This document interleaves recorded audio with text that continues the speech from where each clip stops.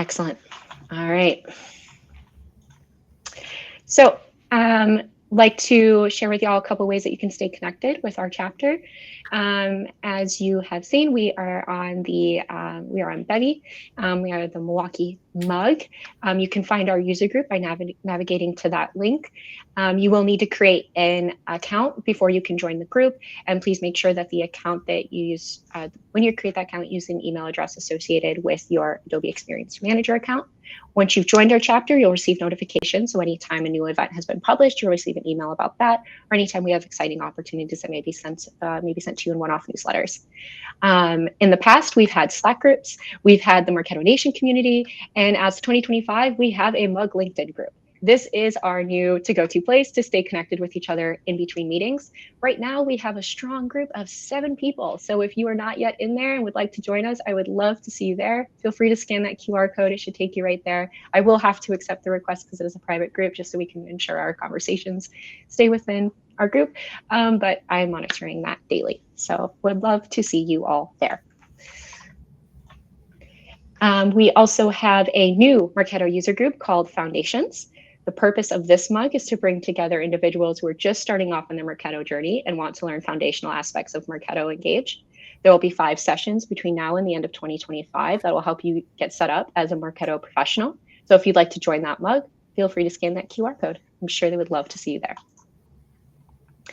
At the start of the call, I don't know if you've heard this, but similar to what I was talking about, there is a new email designer available in Marketo with a lot of incredible functionality, which means there might be a lot to take in. So there are bi-weekly office hours being hosted for those that would like to learn more about that. That first QR code can be scanned for you to join on to join yesterday. I probably should have updated that. And then the second QR code there will send you to some documentations where you can learn about what those granular permissions look like. Right now, we also have applications open for the 2025-2026 Adobe Champion Program. If you haven't heard of this before, this is a prestigious opportunity extended to top product users of Adobe Analytics, Adobe Experience Manager, and Adobe Marketo Engage. And this year, they've also now included the program to include Adobe Workfront, Adobe Experience Platform, and Adobe Commerce. Folks applying for this program typically have 5 years of product expertise as a practitioner, passionate about sharing their expertise and knowledge with broader customer and the partner community, and a strong history of engagements and acts of advocacy. The applications for this program opened on May 8th, and they will close in just a couple days here on June 10th. So if you'd like more information, scan that first QR code there. It should take you to a FAQ with a link to apply. Otherwise, QR code next to it is a webinar recording where current champions shared some best practices for submitting a strong application. I personally will be submitting my application this weekend. So if you have any questions or concerns, feel free to message me. Would be happy to help or team up with somebody. Next, what's new in the Experience League? We now have a personalized homepage. So learn faster with recommended content picked just for you. You get content recommendations based on your role, your browser history, and Adobe products. I'm sure you'll probably have to update your profile so they know those things about you, so make sure to take a look at that. But it will help you stay on track with recently viewed content, on-demand events, and certification recommendations. Next, there's a option called Perspectives. This is where you can discover peer-authored practical use cases and best practices. You can also find solutions and insights from Adobe product experts. And lastly, they've introduced video playlists. So you can learn in a new format. And if you're not somebody who likes to read long pieces of documents, videos are now available to you where you can add features like bookmark, use speed control, and autoplay to narrow in on the information that's most important to you. Next, we have some new Adobe Experience Platform user groups that we wanted to share with you all. Similar to the Marketo mug, the AEP user groups are peer-to-peer meetups. These ones are focused on the real-time CDP and Adobe Journey Optimizer. So help users connect and share best practices and insights for using real-time CDP and AJO. Key locations that they have set up user groups for right now include the Bay Area, New York, Denver, and a couple of others. I won't read those all out. Those 2 QR codes there, the first one will help you join those user group chapters. The second one will help you start a new chapter if you're somebody using any of these products and want to share your best practices or connect with peers. And lastly, if you work with somebody or you yourself think that you would be great to be a user group leader, reach out to the email address seen on the screen there, include your name, your company, and why you think you would make a great leader. looking for more people to help spread the knowledge within the community. In 2025, Adobe will also be hosting a skill exchange. This is a multi-day, multi-solution digital experience over the course of 2 consecutive weeks, featuring 5 solutions. Registrations will open in a month here in early July. And the dates that have been shared so far are August 13th, with a focus again on real-time CDP and Adobe Journey Optimizer, 14th on analytics, the 20th on Adobe Experience Manager and Marketo Engage. So might be interesting folks in this call here. And lastly, on the 21st for Workfront. These are digital events, and the sessions will run from 9 to 12 p.m. Pacific time. So keep an eye out for those registration links. Next up, we're going to talk through a couple user group events. So here's our calendar for North America. As you see today, we have the Microsoft Dynamics and Dallas group also holding their meetups this afternoon. We have a Women in Tech chapter, we have a Portland chapter, some champion office hours, and some interesting content, even a therapy group for Raleigh Durham. So hey, if you're working on a difficult project right now or Marketo's got you stuck, that might be a session for you. Go connect with peers. Looking further at, that was not supposed to happen. Looking further at our agenda here, international. If you have any international ties or like to stay connected to those communities, there are also mugs happening. So as of June 10th, we've got some interesting use cases being shared in the Japan user group for the EMEA virtual bug, some best practices to help you make smarter buying decisions, and then some topics to be announced for Singapore. So keep an eye out there. More exciting for our user group, here is a tentative calendar that I've put together with content that I hope will be interesting for our user group to come. I want to draw everybody's attention to the disclaimer on the bottom there. This is all subject to change, and I hope it does change. I would really love for these sessions to reflect the content and the topics that you all are most interested in hearing and connecting about. When I first joined a Marketo user group, the thing that was most useful to me was being able to share my stories with my peers, ask for their feedback, ask for their best practices. So if there's any content or any functionality or any problems that you're currently facing that you would like to bring to the group and see if we could collectively help problem solve, I would love to see that feedback anywhere. Throw it in the chat, in our LinkedIn group, send me an email directly if you're a bit more of a an introverted person. I would love to hear your feedback. But for right now, here is the V1 that I've put together. So our next session will be focused on actually my setup in the instance I'm currently working within. We have an operational program that uses UTM mediums and a person source matrix to standardize and operationalize how we track person source. So think like those bigger channel buckets. And then a special variable that was introduced to me when I joined my recent role called offer type. So very often in the marketing world, they'll come to the question of not only how did this campaign perform, but what did they engage with when maybe that MQL activity was stamped?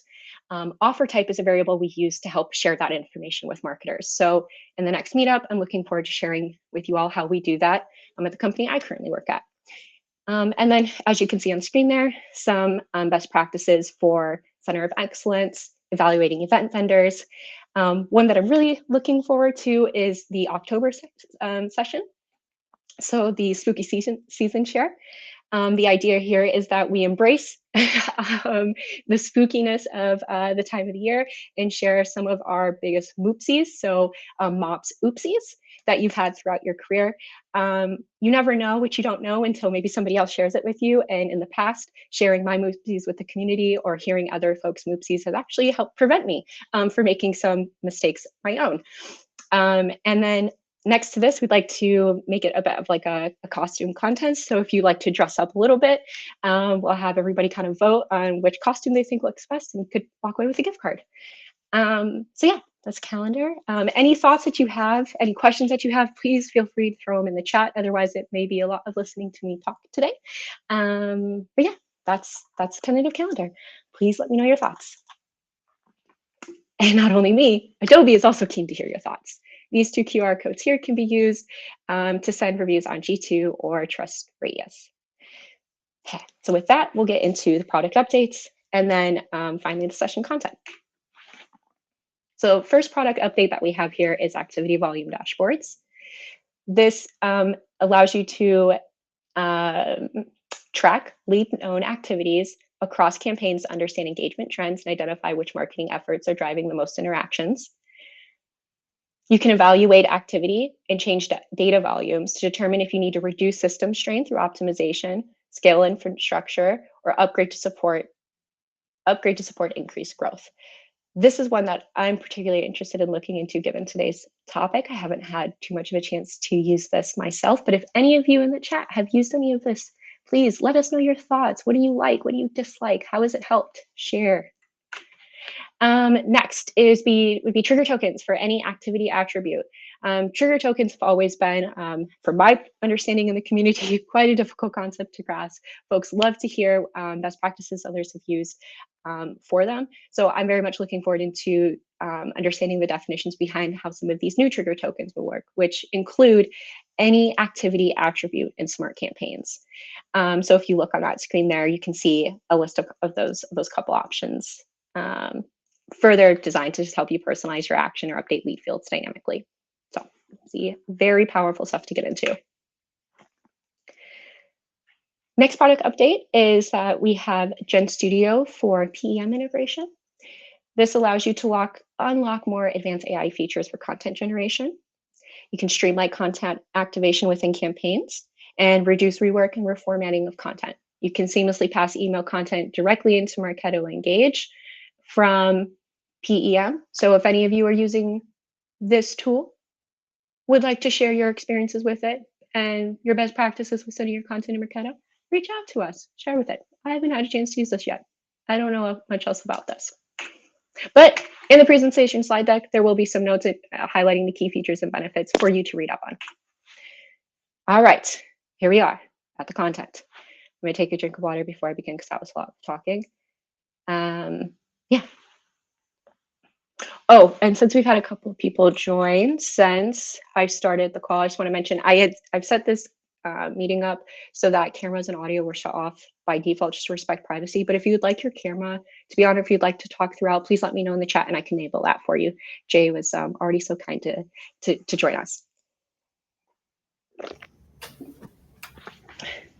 All right. So with that, let's get into it. Smarter campaigns in Marketo. Agenda we have prepared is, and I'm going to start with the gift that I include. Hi, my name is Raven McFarland. I am represented by Raven McFarland. The content that I'm going to show you today is my learnings and takeaways from the Adobe session at Summit that this content was inspired by. I would love to hear any of all of your questions. I will do my very best to answer them, but I may need to reach out to the Adobe product team to get the answer for you, depending on how detailed of a question you have. So I just wanted to start with that disclaimer. Thank you, Amanda. And hello, nice to see you. So agenda, we're going to explain what campaign queuing is. We're going to talk about how flow steps are prioritized in ways that you can override that prioritization defaults in the system. Common roadblockers in Smart Campaigns that slow down system processing, and configuration best practices to try to help you overcome that. And in the end, we're going to wrap up with an instance review checklist to help you understand core key areas of your instance to look over both daily, weekly, monthly, and quarterly. At the end, any questions that you have, please let me know. Otherwise, I'd love to hear your stories, your best practices, anything I haven't covered here that you think would be useful to the group, share it with us. So with that, campaign queuing, what is it? Essentially, Marketo assigns execution priorities to campaign queues based on how they are launched. So many of us may be familiar with trigger, batch, and resume from wait, where a trigger campaign is executed when the defined criteria has been met. That batch campaign runs when you've scheduled it to run on that set cadence, which could also be recurring. And lastly, resume from wait, where that step occurs as soon as your defined wait step has ended.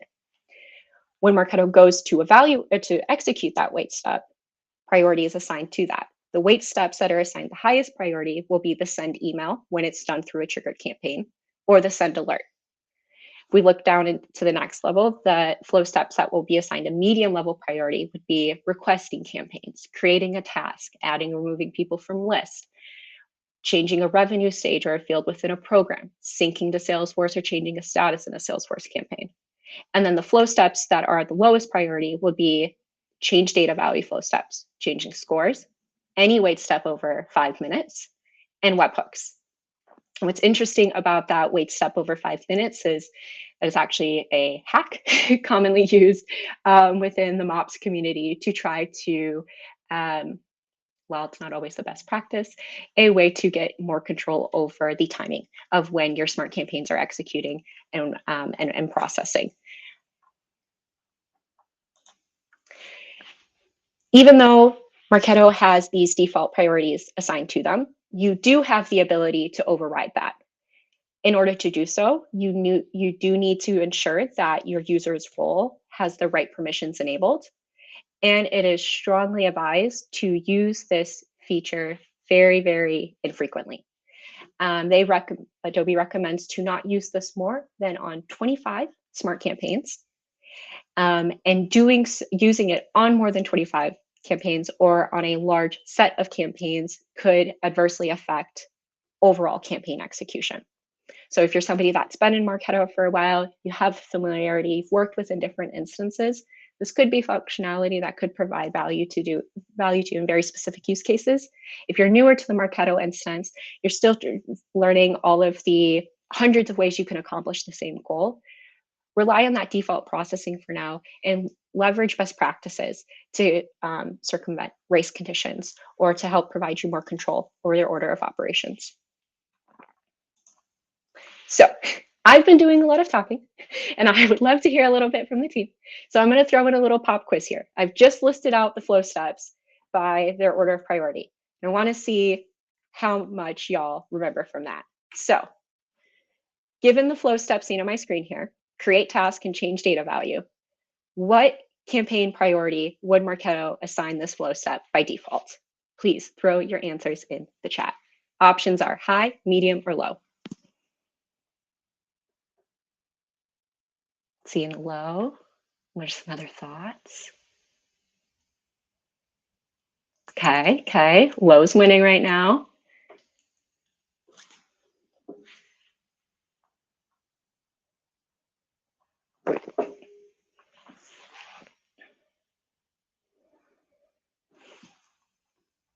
All right, final call. Answers in. And the answer is, it's medium, y'all. It's medium. So close. So close. I kind of tripped you up there with the change data value flow step as the second one, but because create task was the first flow step, it would be assigned a medium priority. In this scenario, if you were interested in overriding the priority, you just need to ensure that you set it to a level higher. So we have that indicated on the side there. Thank you for that. All right. Let's get into campaign roadblockers. Common practices that lead to longer processing times. Before I get into this, I want to add a little disclaimer that it is not always possible to avoid some of these practices. Given the nature of your database, your business rules, the way that you build campaigns in Marketo, it may not be possible to follow the best practice at all times, and that is okay. The goal here is to try to minimize these practices as much as possible. So what are those? First on the list is multi-level nested smart list. I don't mean a smart list that referenced then another smart list. Marketo can handle that. We're talking level on level on level on level, built within. You see this often in the database when folks are trying to create segmentation smart list. By creating that hierarchy, you create a centralized location for those smart lists to be reviewed. You can understand at a glance how they relate to each other. However, from the processing side, you've created quite complex logic for Marketo to process.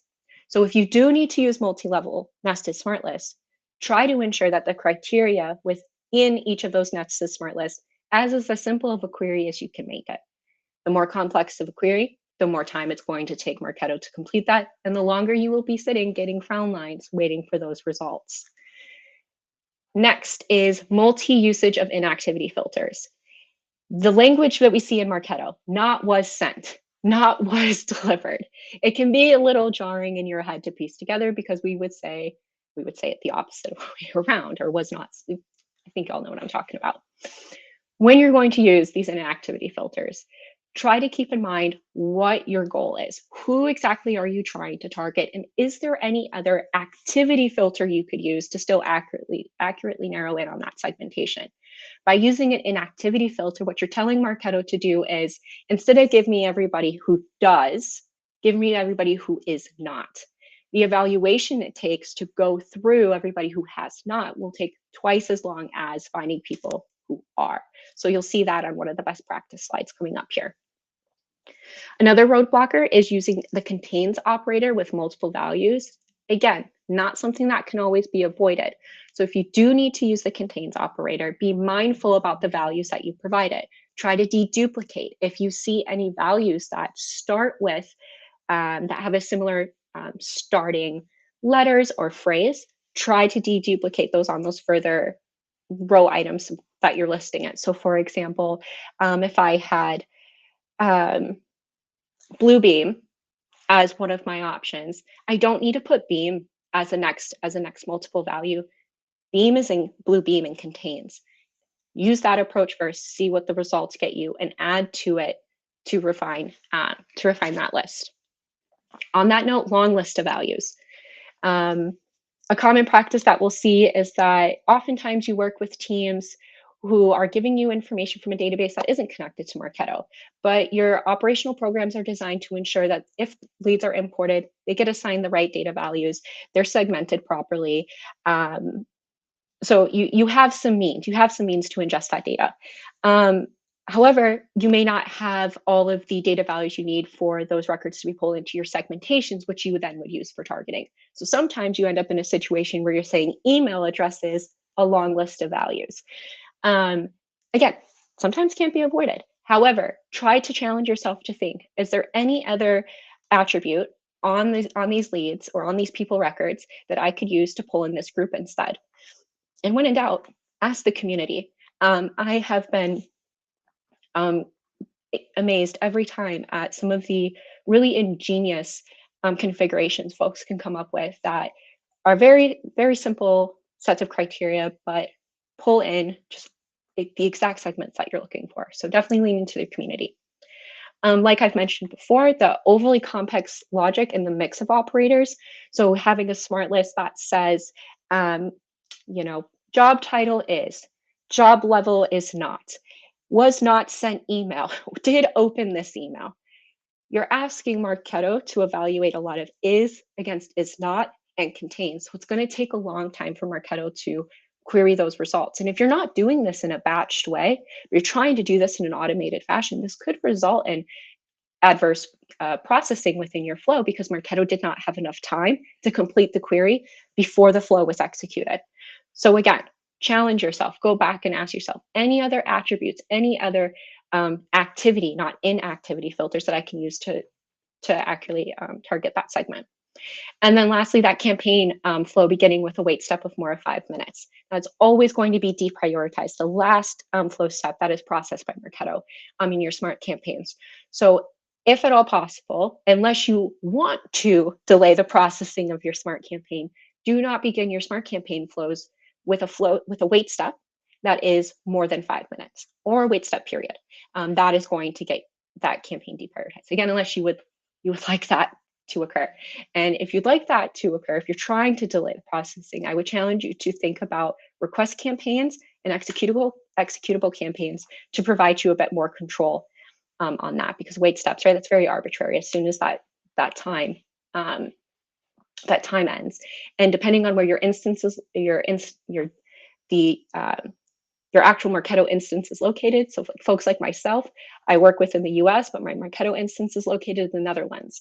So when I'm looking at my activity log and when I'm adding in wait steps and I'm trying to target different segments at different periods of times, I have to think about it more. I have to think about it in hours, because I also have to think about the time zone differences between where that data in that instance is versus what I'm trying to send to it. So considerations to keep in mind. Challenge yourself.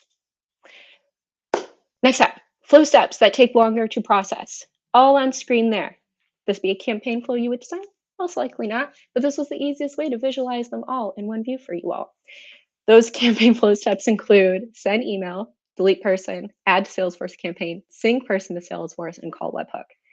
If we think through why would these flow steps take longer than others to process, if we think through the action they're trying to execute, makes a lot of sense. Sending email, it's not just Marketo inbox, you receive an email. There is a ton of communication happening in between there before that email is actually delivered to an inbox. That takes time. Even though we don't see that on the front end, time is needed on the back end. Deleting the person, especially if you want to remove them from the CRM, right? That then becomes a talk between Marketo and Salesforce, depending on when you execute the flow and the sync interval that's just hit. That then will determine how quickly that person is deleted, not only on the Salesforce side, but in Marketo. Same thing if we're trying to add somebody to Salesforce or add them to a Salesforce campaign. Specifically with the add to Salesforce campaign flow step, it's a little different than the change status in Salesforce campaign flow step. The add to Salesforce campaign flow step is, I believe, just going, chat, keep me honest here. I know there's some folks in here that can help me on this one because I get the two mixed up, but essentially the one flow step will push the record into Salesforce, create them as a record in Salesforce. They do not exist before adding them to the Salesforce campaign. Whereas the other flow step will just attempt to change their status in the Salesforce campaign. And if that person does not yet exist in Salesforce, that flow step will fail. So I will follow up with you all after this meeting, clarifying exactly which those two flow steps are. If anybody in the chat wants to help me with that. But that is the reason why those two in particular will take extra time. Sync person to Salesforce makes sense. All of the data values you have in that Marketo record, that's your Salesforce integration user and Marketo integration, or your Marketo integration user has visibility to. That all needs to be pushed on the Salesforce side, depending on when the sync interval has last hit, your sync backlog, all of the activities that Salesforce is trying to keep updated with Marketo determines how long that will take. And then calling a webhook.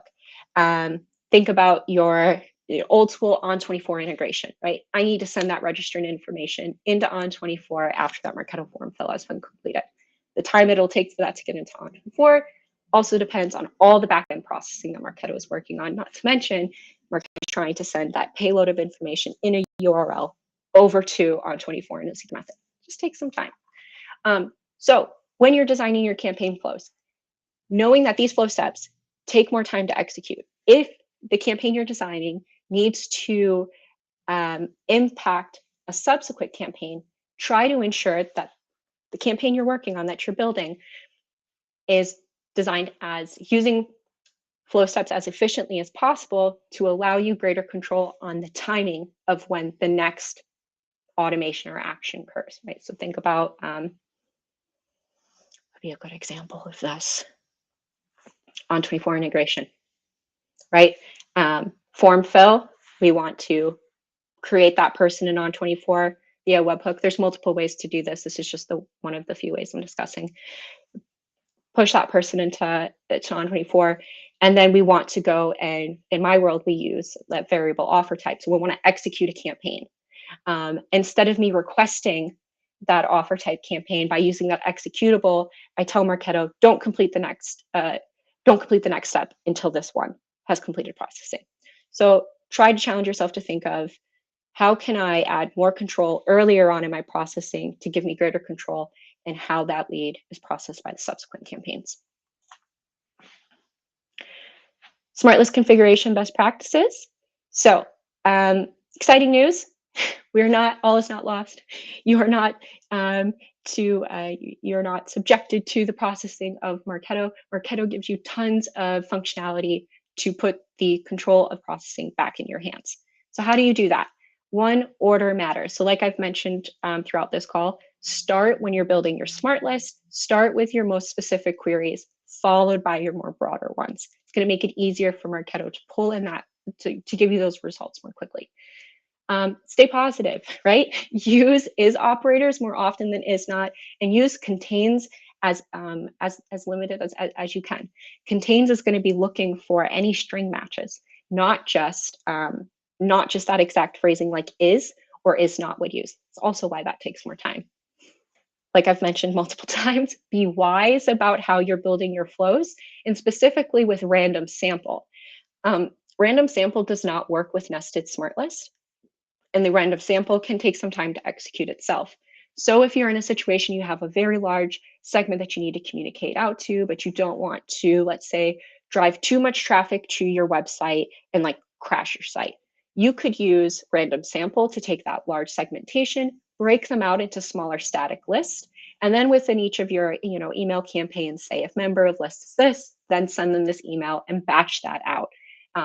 Let's say over a couple of hours, provide you more control. Next recommendation is to embrace inclusion. So when you're going to use the email address filter, use the @ symbol before the domain. That does not hurt you. It actually makes it easier for Marketo to query those email addresses. That was a really big learning for me when I was attending this session at the summit. And then really helpful best practice to keep in mind is stay relevant, keep up to date with the Marketo activities retention policy. There's a lot baked into it. Take the time to go to the policy itself and familiarize yourself with it. It essentially is broken up into 3 components, which I hadn't had this breakdown shared with me prior to the summits, why I was so keen to share it here. So there's a retention of 14 days for one activity, retention of 90 days for 12 high volume activities, and the documentation will define for you what is high volume, what is defined as an activity, and then a retention period of 25 months for other lead activities. And that 12 to 25 months was the language that I had been most familiar with. This breakdown of it into 3 components, what was new for me. So hopefully that may be helpful for some of you. And again, that hyperlink, the link there will be able to will give you more detail. Whew. All right, next one. A little sip of water here. Next to best practices, there are also some monitoring tools in Marketo that can help you, not just keep an eye out on how your smart campaigns are processing, what your campaign backlog looks like, but also help you audit your instance. If you're starting to see that your evergreen content programs, your nurtures, they're not executing on a timely format, those autoresponders are taking too long to come in, that's a good time to go back and audit your instance. One big tool to help you with that will be the campaign inspector. Similar to the campaign override functionality, is that you need to enable this within your instance. So this will be in admin settings under the treasure chest. If you're not familiar with the treasure chest, embrace it. It is so, so helpful. And there's never been a function that I've turned on from the treasure chest that has created more problems for me in my instance than it hasn't. And I've been in Marketo for just a little over 9 years. This one in particular is just called the campaign inspector. The 2 screenshots I have here are pretty much all the different ways that you can query your instance once this feature is enabled. So you can see all your active triggered campaigns, your batch campaigns, any invalid campaigns, batch campaigns that haven't ran or just scheduled for the first time. So if you start seeing delays in processing, take a look at your triggered campaigns. How many active triggered campaigns do you have in your instance? Do they all need to be activated? Have they had members run through? Are your campaign triggers built in an optimized way? Are you trying to connect, build waterfall workflows? And if so, use the engagement map to see if you've connected those flows in a logical way. Logical doesn't feel like the best word for it, but sometimes where you're in that flow itself, you have an idea in your head. Some people like to whiteboard. Some people have like a little map drawn out for themselves.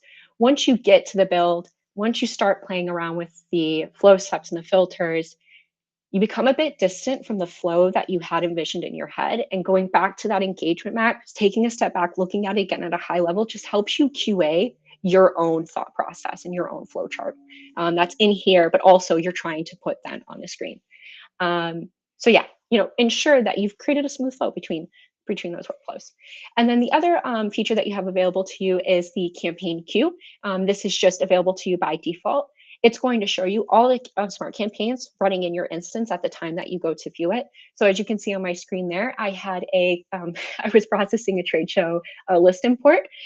So here it was telling me that that was a batch campaign. It gave me what type it was, but it told me the priority is batch, the status, so it was in progress, and then it gave me a direct link back to that campaign. So if you're ever waiting for your campaign to execute, I don't know if you guys have experienced that, you'll go to the results tab, you'll hit refresh, you know that the campaign should have probably executed by now, but you're not seeing any results on your screen. And you don't know if it's Marketo kind of giving you a cached issue where the results are there, it's just not showing it to you, or if your campaign hasn't executed yet. To help sanity check you, head over to this campaign queue view. It'll let you know if that campaign's being processed. If there's nothing in here, your campaign has probably processed and Marketo just needs a minute to update the view, the front end view for you to show you those results.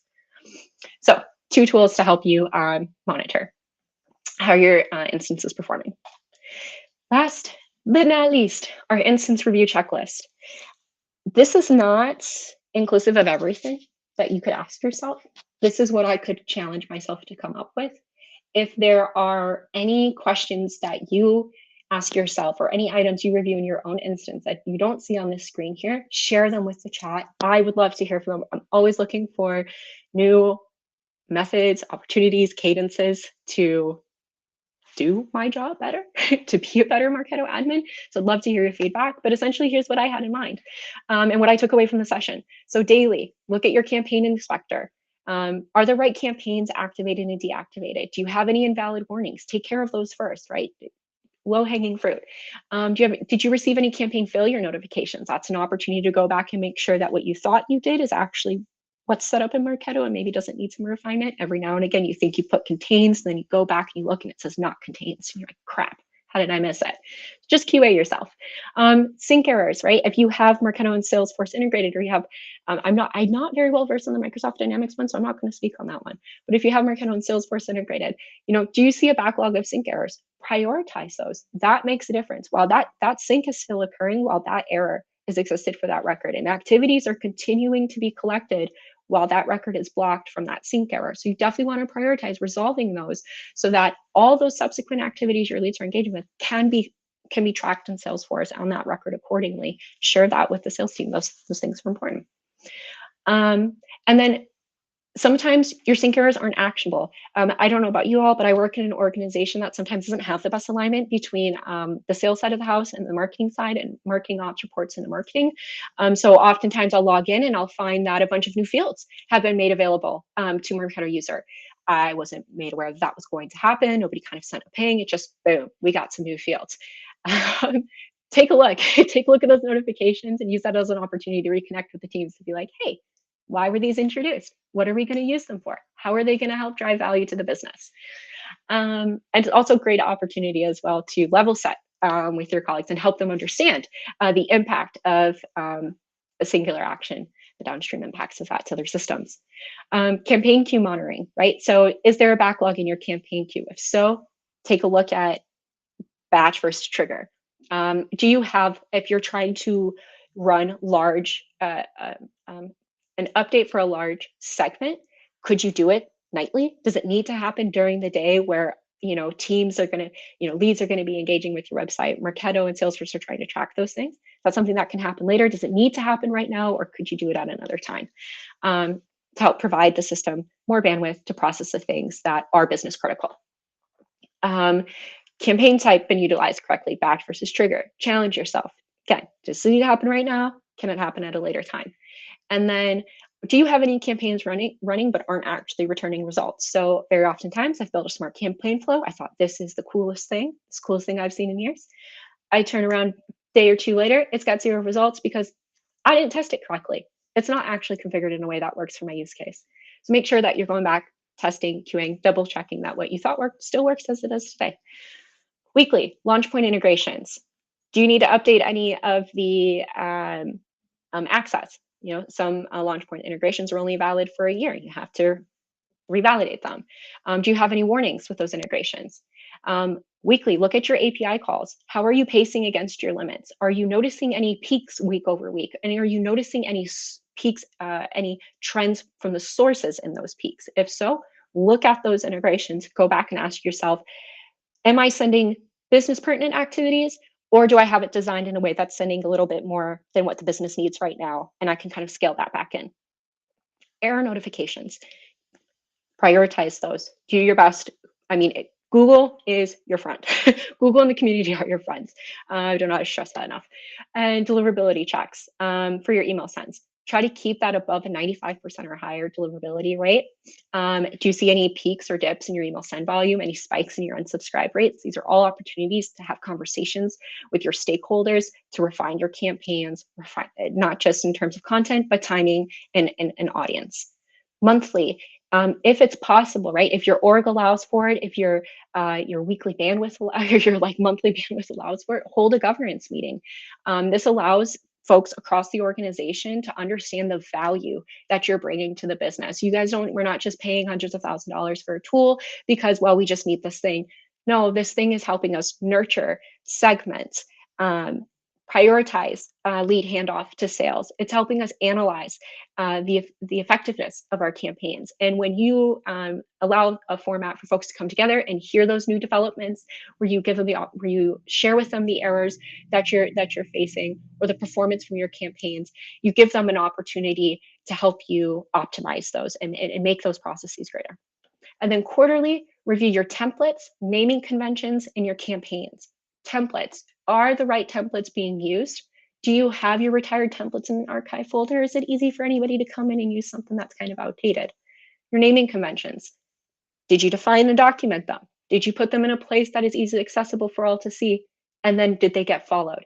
If not, do you have some verbiage that you can fall back on to help educate your stakeholders on why it's important for those naming conventions to be followed? And same for your folder structure and organization. This is going to make year-over-year auditing. It's going to make reporting. It's going to make new builds so much more easier for you. And then your campaign audits.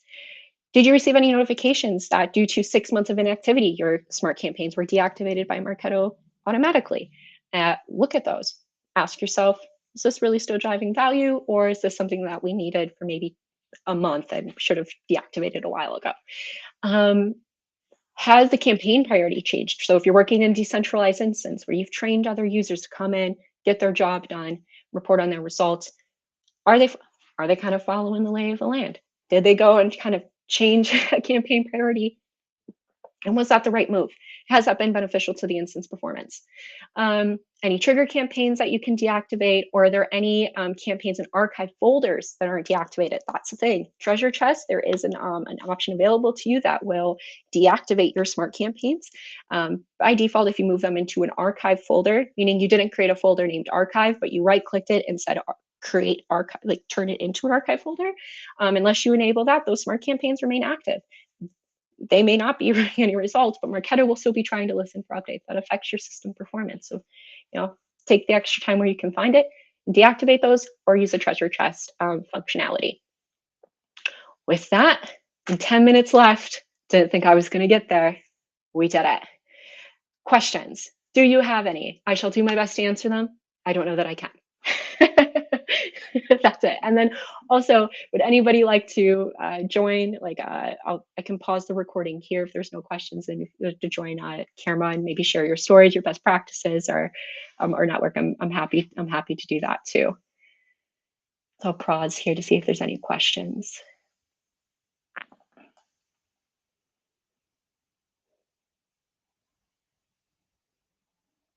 Yeah, looks like we're good. I'm going to go ahead and pause the recording here then. Thank you all so much for joining and listening.